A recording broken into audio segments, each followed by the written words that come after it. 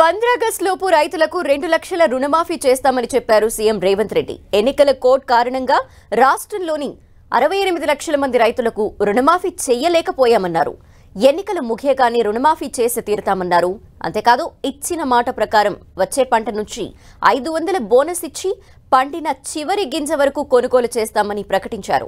నారాయణపేట జిల్లా కేంద్రంలో కాంగ్రెస్ పార్టీ ఆధ్వర్యంలో నిర్వహించిన జనజాతర సభలో రేవంత్ రుణమాఫీ హామీపై కీలక ప్రకటన చేశారు. 100 రోజుల్లో నేను ఇన్ని పనులు చేసిన, ఇంకా చేయాల్సినవి ఉన్నాయి.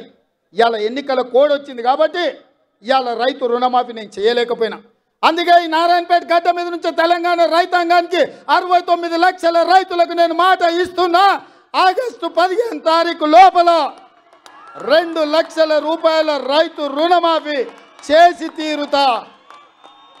ఎట్లయితే మక్తల్ నారాయణపేట కొడంగల్ ఎత్తిపోతల పథకం పూర్తి చేసినో, ఎట్లయితే ఆర్టీసీ ఉచిత ప్రయాణం ఇచ్చినో, ఎట్లయితే 500 రూపాయలకు సిలిండర్ ఇచ్చినో, అట్లనే 15 ఆగస్టు లోపల 2 లక్షల రూపాయల రైతు రుణమాఫీ చేస్తా.